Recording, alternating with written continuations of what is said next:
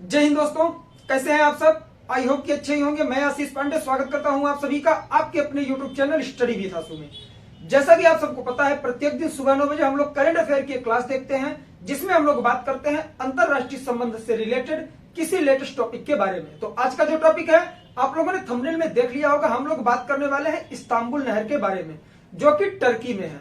इसके इंपॉर्टेंस के बारे में समझेंगे और हमें यह पढ़ना आवश्यक क्यों है, सारी चीजें हम लोग विस्तृत तौर पर देखेंगे। अगर आप लोग स्टेट पीसीएस और यूपीएससी की प्रिपरेशन कर रहे हैं तो आपके जीएस पेपर 2 में यहां से प्रश्न बन सकता है।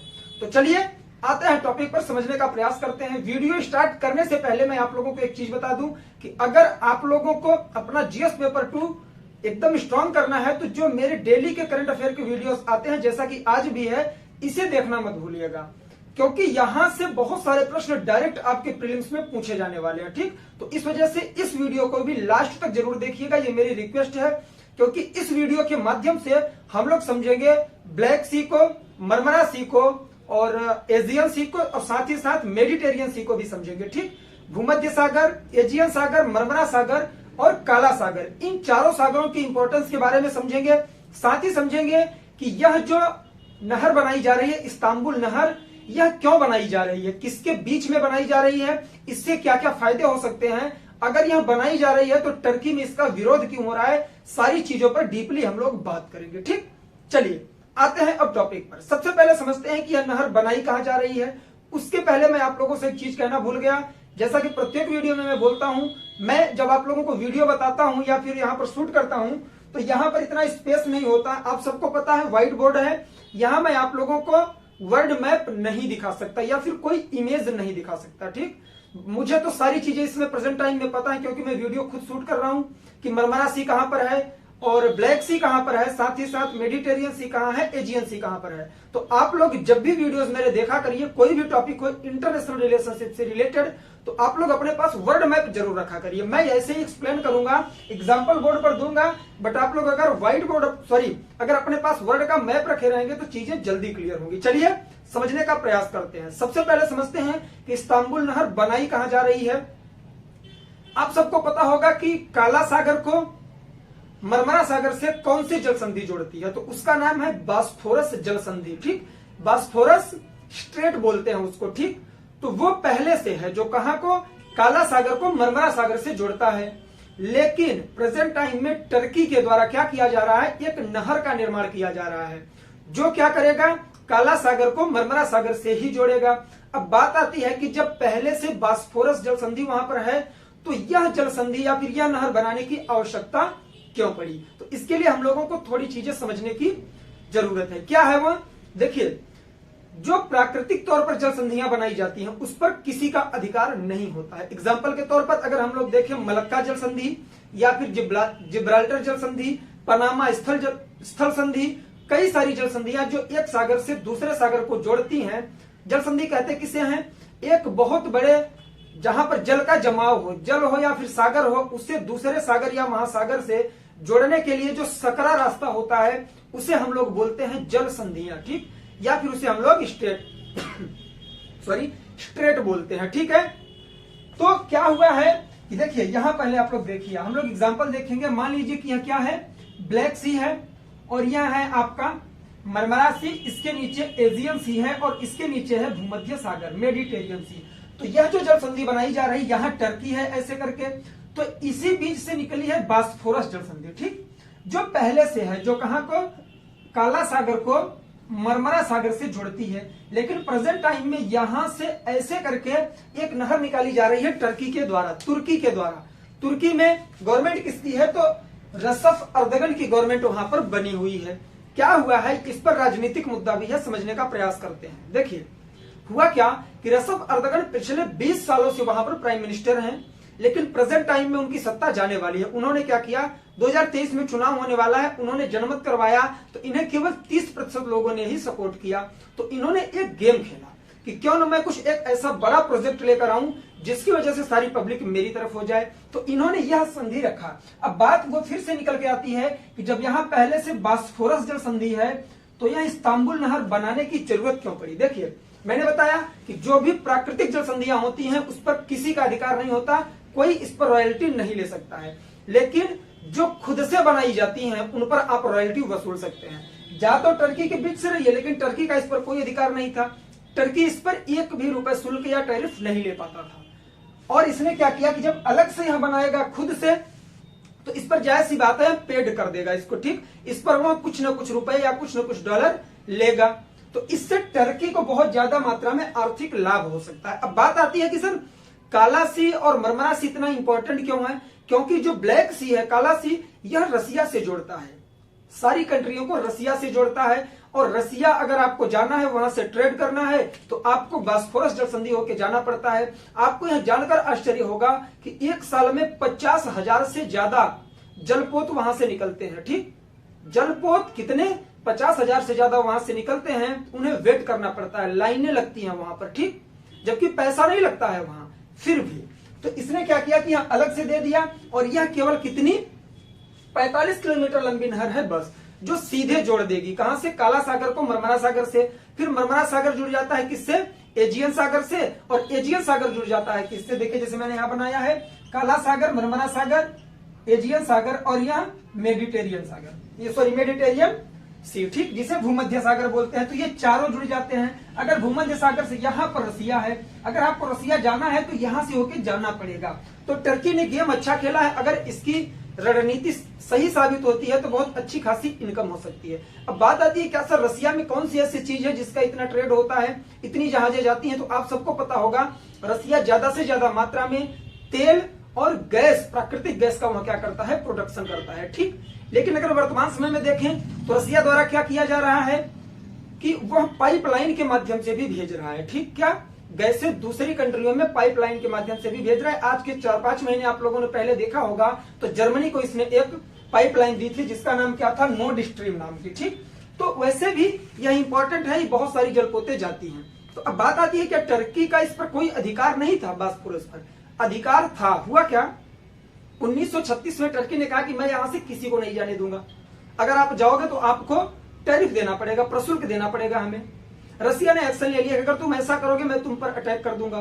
तुम पैसा क्यों वसूल रहे हो? वो प्राकृतिक तौर पर बनाई गई बॉस्फोरस जल संधि है, आप पैसा नहीं ले सकते। लेकिन फिर उसके बाद क्या हुआ?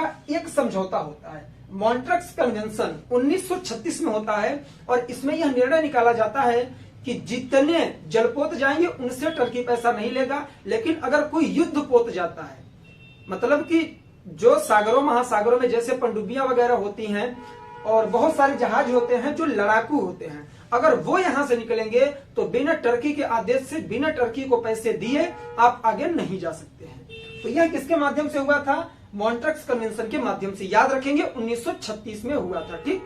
इंपॉर्टेंस आप लोगों ने समझा कि यह क्यों बनाई जा रही है, कहां बनाई जा रही है, इसका नाम इस्तांबुल क्यों पड़ा? क्योंकि यह इस्तांबुल शहर से होकर जा रही है, ठीक, टर्की की कैपिटल है, ठीक। तो यह सारे इंपॉर्टेंट फैक्ट थे। अब बात आती है कि इसका विरोध क्यों किया जा रहा है। इसका विरोध कर रहे हैं वहां के कुछ रिटायर आर्मी ऑफिसर है, वो कह रहे हैं कि आप इस संधि का, मॉन्ट्रक्स कन्वेंशन का आप उल्लंघन कर रहे हो। साथ ही साथ कुछ पर्यावरणविद हैं, उन्होंने भी विरोध किया। तो जो वहां की सरकार है किसकी? रसफ अर्दगन की, इन्होंने क्या कहा कि देखो आप लोग तो ना ही बोलो तो ज्यादा बेटर है, क्योंकि पर्यावरण को सुधारने की बात मत करिए।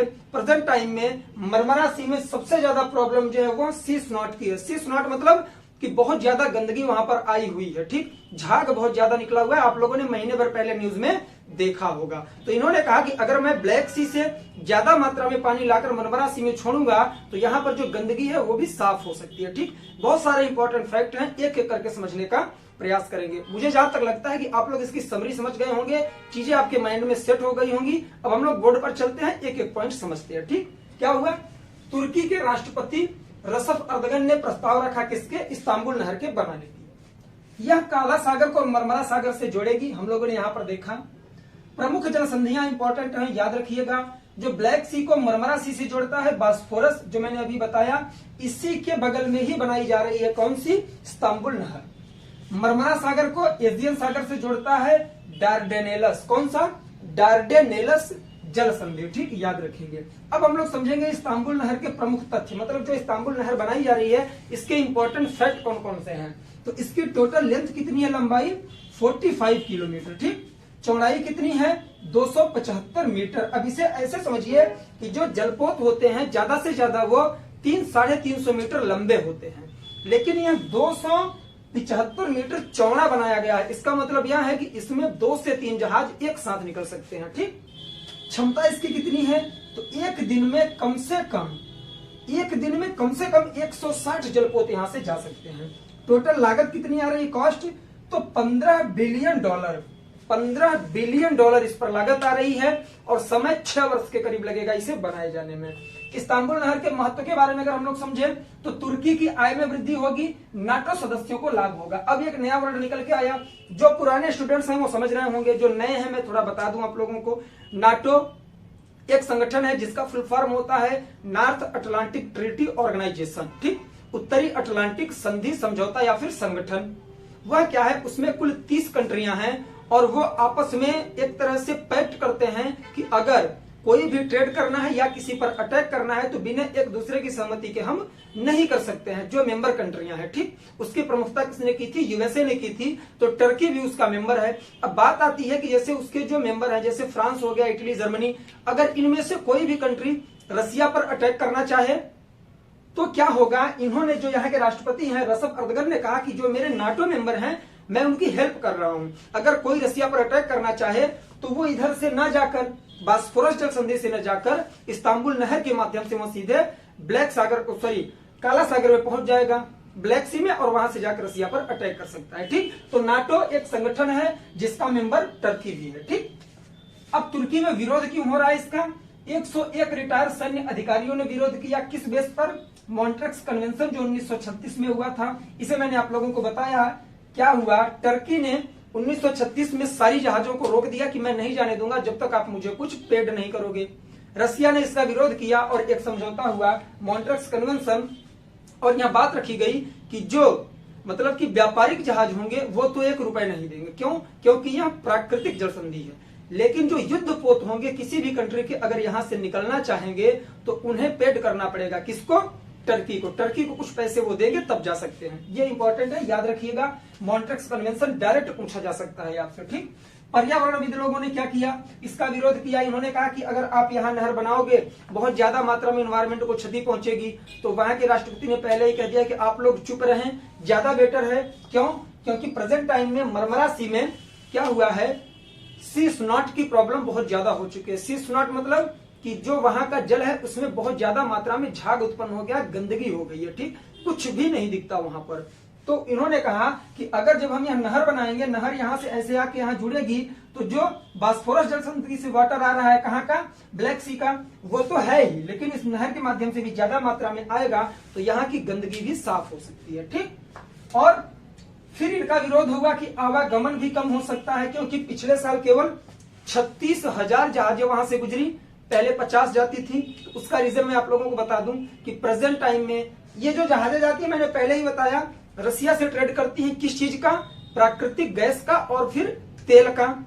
लेकिन प्रेजेंट टाइम में ज्यादातर कंट्रियां रिन्यूएबल एनर्जी यूज कर रही हैं, जिसमें अगर बात करें इस ईंधन का प्रयोग नहीं होता है। ठीक, और क्या हुआ कि रसिया पाइपलाइन के माध्यम से भी प्रत्येक कंट्रियों की यह चीजें सप्लाई कर रही है, चाहे गैस हो गया, तेल हो गया। तो जाहिर सी बात है कि आवागमन कम हो ही जाएगा, लेकिन ऐसा बिल्कुल नहीं है कि पूरी तरह से बंद होगा। अगर यह नहर बनाई जाती है तो काफी ज्यादा मात्रा में वर्ल्ड लेवल पर इसकी इंपॉर्टेंस हो सकती है और टर्की को बहुत ज्यादा मात्रा में यहाँ से आर्थिक तौर पर भी वृद्धि हो सकती है। ठीक, तो ये थे सारे इंपॉर्टेंट फैक्ट। आई होप कि आप लोग समझ गए होंगे कि इस्तांबुल नहर है कहां पर, कौन बनवा रहा है, क्यों बनवा रहा है, किस सागर को किस सागर से जोड़ेगी, इसकी इंपॉर्टेंस क्या है, साथ ही रसिया के तौर पर क्या इंपॉर्टेंस है, पूरे वर्ल्ड के तौर पर क्या इंपॉर्टेंस है, हम लोगों ने विस्तृत तौर पर देखा है।